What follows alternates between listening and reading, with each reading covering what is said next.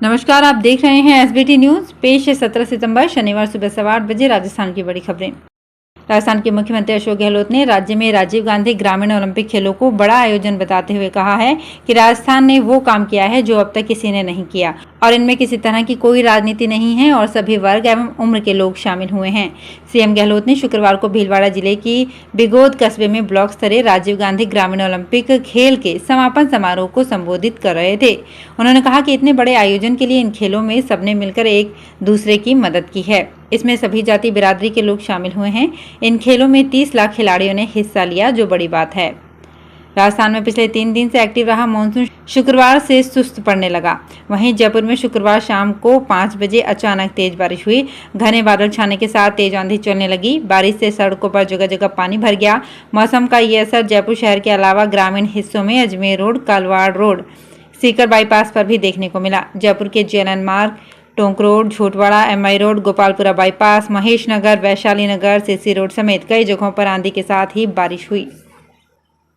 राजस्थान में 2 दिन तक झमाझम बारिश के बाद मानसून फिर से कमजोर पड़ गया है, लेकिन सप्ताह भर के इंतजार के बाद फिर से भारी बारिश की संभावना है।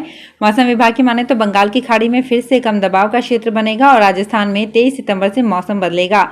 साथ ही पूर्वी राजस्थान के जिलों में अंतिम चरण की बारिश होगी। उसके बाद मानसून विदाई लेगा। आपको बता दें कि कोटा और उदयपुर संभाग में बारिश का एक दौर फिर चलेगा। राजस्थान विधानसभा सत्र 19 सितंबर से शुरू होने जा रहा है। 7वें सत्र का सत्रावसान नहीं होने की वजह से इस बार कई विधायक प्रश्न पूछने से वंचित हो गए हैं। लगभग 33 विधायक इस सत्र में प्रश्न नहीं पूछ पाएंगे। इसमें विपक्ष के भी विधायक शामिल हैं। ऐसे में भाजपा अभी तक ये नहीं तय कर पाई है कि मामले को लेकर सरकार का विरोध कैसे किया जाए। अंदर खाने इस रवैये को लेकर भाजपा के ही कई विधायक नाराज हैं। यही नहीं, प्रश्न सीमा खत्म होने से नाराज भाजपा विधायकों ने पूरे सत्र का ही वॉकआउट कर देने की बात कही है। जयपुर के विद्याधर नगर से विधायक नरपत सिंह राजवी ने राज्य सरकार के इस रवैये और भाजपा की चुप्पी पर सवाल उठाए हैं। विधायक दल की 18 को होने वाली बैठक में वो इस मुद्दे को उठाएंगे। राजस्थान में रेलवे ने लंबी वेटिंग लिस्ट को देखते हुए 8 जोड़ी ट्रेन में अस्थायी रूप से डिब्बों में बढ़ोतरी की है। उत्तर पश्चिम रेलवे के मुख्य जनसंपर्क अधिकारी कैप्टन शशि किरण ने इस संबंध में जानकारी दी है।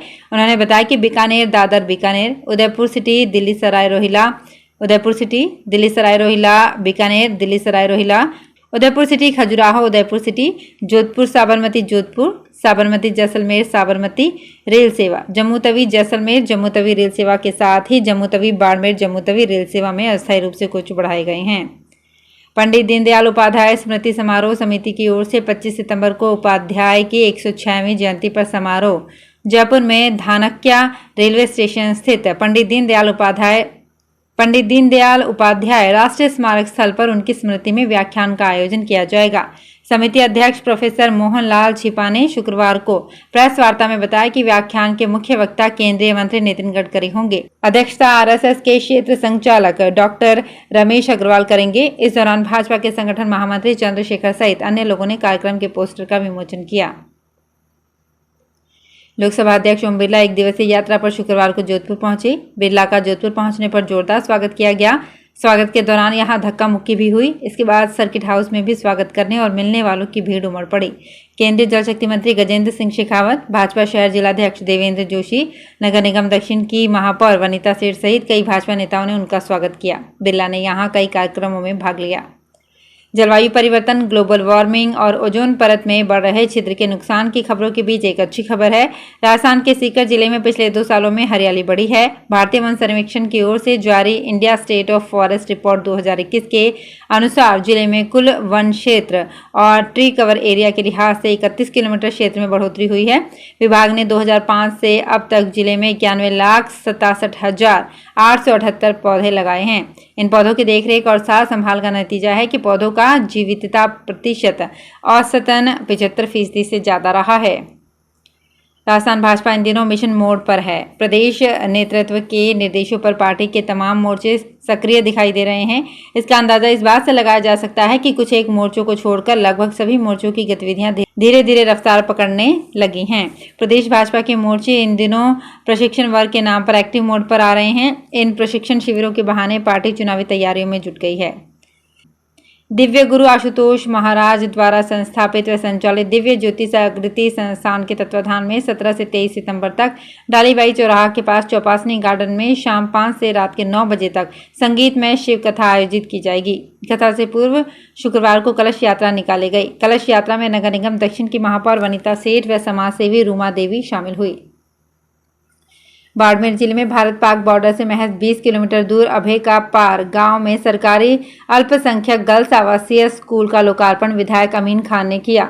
अब बच्चियों को दूरी के कारण स्कूल नहीं छोड़नी पड़ेगी। घर की दहलीज से महज कुछ दूरी पर ही स्कूली शिक्षा मिल पाएगी। विधायक अमीन खान ने कहा कि गाँव में बेटियों को भी अब पढ़ लिख कर अपने सपनों को ऊंचाइयों पर ले जाने के अवसर उपलब्ध हो गए हैं। एक बेटी पढ़ने से 2 परिवारों को आगे ले जाती है। जोधपुर रेल मंडल में शुक्रवार से स्वच्छता पखवाड़ा अभियान शुरू हुआ। स्वच्छता पखवाड़ा अभियान की शुरुआत रेलवे स्टेशन पर अधिकारियों और कार्मिकों को शपथ दिलाकर की गई। साथ ही जागरूकता रैली भी निकाली गई। डीआरएम गीतिका पांडे ने रेलवे स्टेशन में सभी अधिकारियों और कर्मचारियों को स्वच्छता की शपथ दिलवाई। साथ ही रैली को हरी झंडी दिखाकर रवाना किया। रैली में शामिल लोगों ने जोधपुर रेलवे स्टेशन के आसपास के इलाकों में घूमकर स्वच्छता अभियान के नारों के साथ आमजन को स्वच्छता के प्रति जागरूक किया। इस अवसर पर रेल कर्मियों ने रेलवे स्टेशन पर श्रमदान भी किया। देश भर में सैकड़ों की संख्या में श्वानों को अपने भोजन और चिकित्सा आवश्यकताओं को पूरा करने के लिए हर दिन संघर्ष करना पड़ता है। बेजुबान श्वानों की इसी पीड़ा को देखते हुए और समझते हुए जोधपुर की सामाजिक संस्था डॉग होम फाउंडेशन इनकी रक्षा के लिए आगे आई है, जो खास तौर से आवारा श्वानों और अन्य जानवरों के इलाज से लेकर अन्य आवश्यक मदद पूरी तरह से निःशुल्क पहुंचाने का काम कर रहे हैं। डॉग होम फाउंडेशन कुलदीप के सह संस्थापक कुलदीप और धवल बताते हैं कि फाउंडेशन 24 आवर्स अपनी सेवाएं देने के लिए तत्पर रहता है। जैन इंटरनेशनल ट्रेड ऑर्गेनाइजेशन की ओर से 3 दिवसीय national youth conclave Jaisalmer bypass road स्थित अमृतम पैलेस में शुक्रवार से शुरू हो गया। कॉन्क्लेव का उद्घाटन लोकसभा अध्यक्ष ओम बिरला, केंद्रीय जल शक्ति मंत्री गजेंद्र सिंह शेखावत व पूर्व नरेश गज सिंह के मुख्य आतिथ्य में किया गया। जोन वेलकम परेड में 9 प्रकार के बैंडों ने विभिन्न प्रदेश के प्रतिनिधियों का स्वागत किया। तो फिलहाल इस बुलेटिन में इतना ही। फिर हाजिर होंगे कुछ और बड़ी खबरों के साथ। अगर आप भी अपने आसपास की छोटी बड़ी और महत्वपूर्ण खबरों से अपडेट रहना चाहते हैं तो सब्सक्राइब कीजिए हमारे चैनल एसबीटी न्यूज को और प्रेस कीजिए बेल आइकन पर।